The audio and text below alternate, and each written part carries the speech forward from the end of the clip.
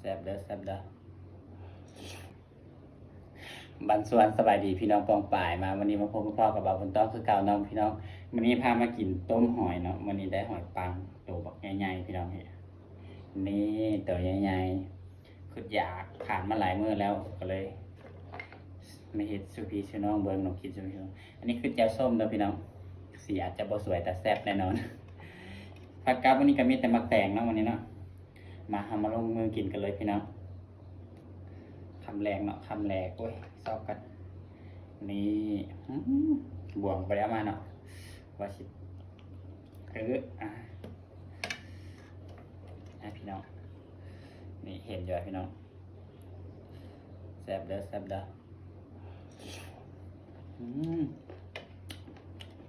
ครับ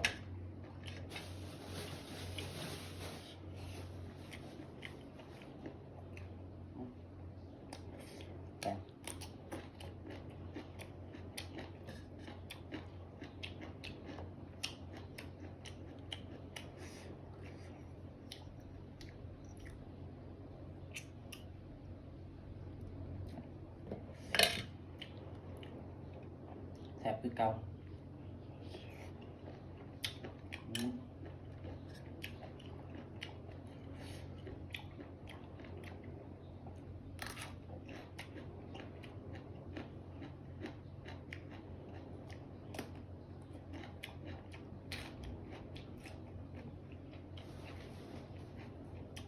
หอยกับแจ่วส้มนี่เป็นอย่างที่เข้ากัน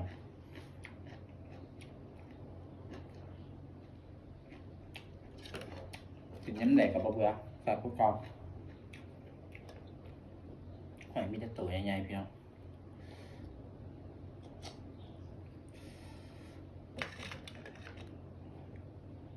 เดี๋ยวพี่จะน้องไปเห็นนะ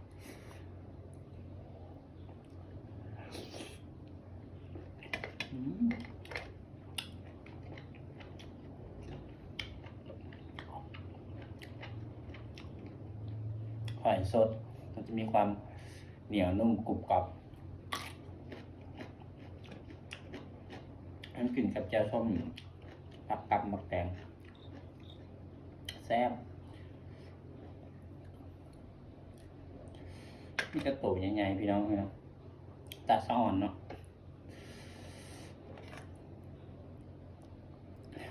ให้พี่ให้น้องเบิ่งตัวนี้เบิ่ง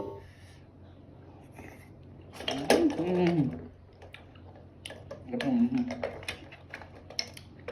เอาอยากเปล่า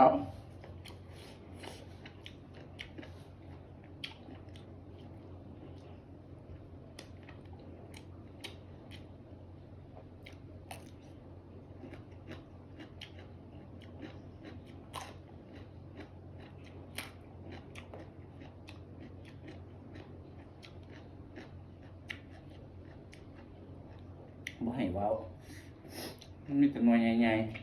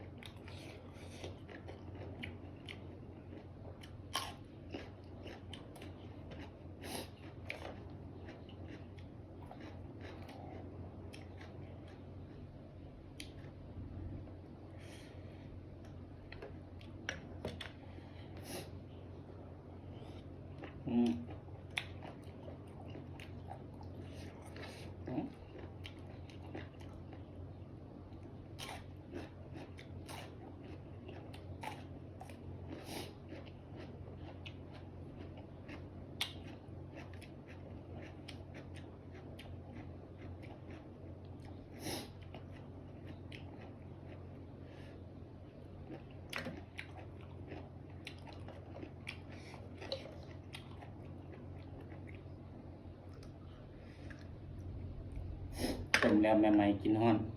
กินอายฮ้อนยังห่วยๆอยู่พี่น้อง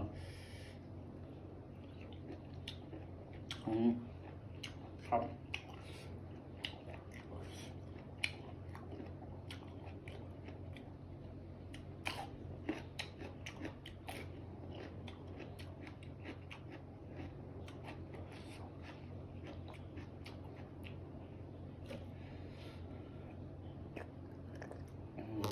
กินไอ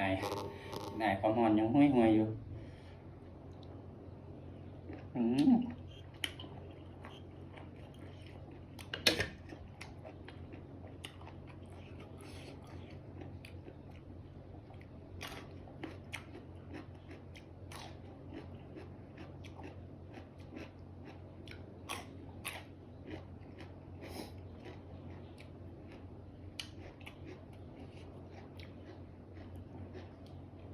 ตัวนี้ใหญ่กว่า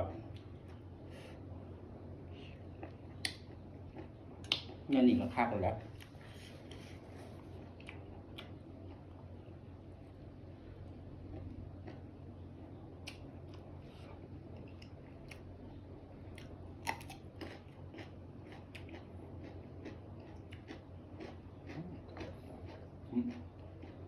ให้เบิ่งไงบ่เต็มทุกหน่วย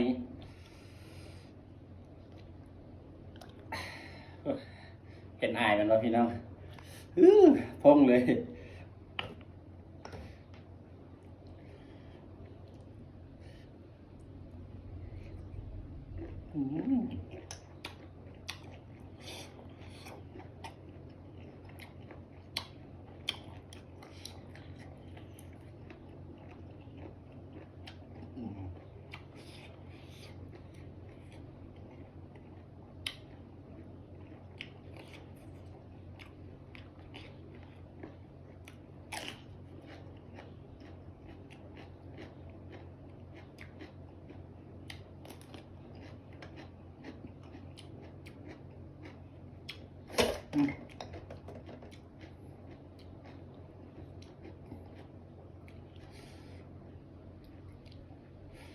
มันบอกเบิดเลย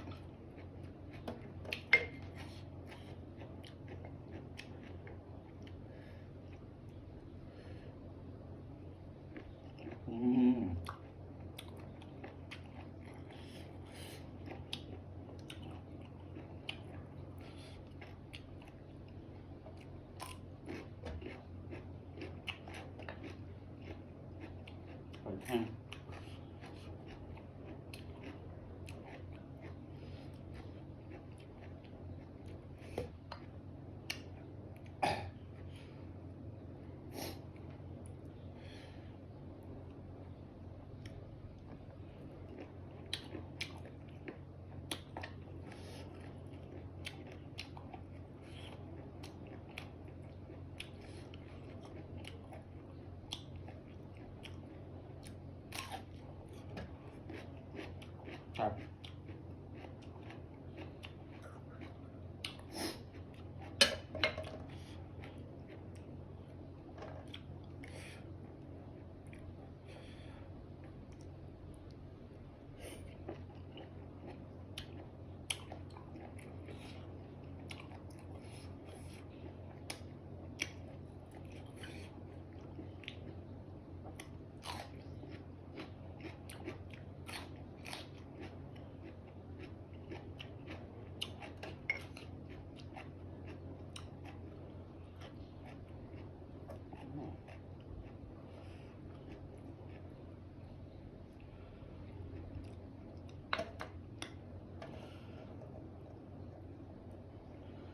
ตอนนั้นนั่งบอก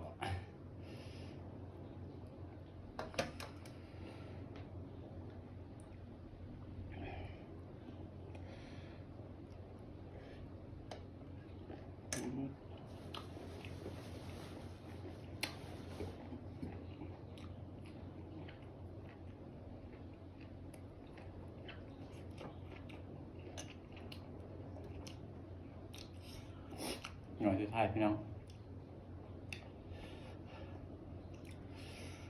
หน่อยสุดท้าย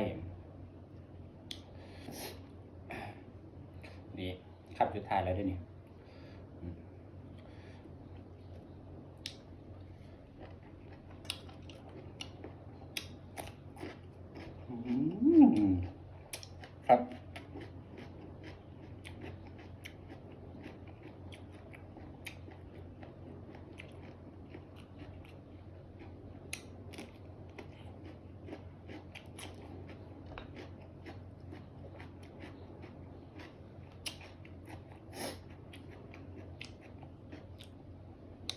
ปนี้ก็จะจบลงเท่านี้แล้วพี่น้องคลิปหน้าพอกันไหมผู้ใดผ่านไม่เห็นก็ฝากกดไลค์กดแชร์กดคอมเมนต์ให้บ่าวบุญตองหน่อยเด้อคลิปหน้าพอกันไหมคลิปนี้ไปก่อนบันสวนสบายดี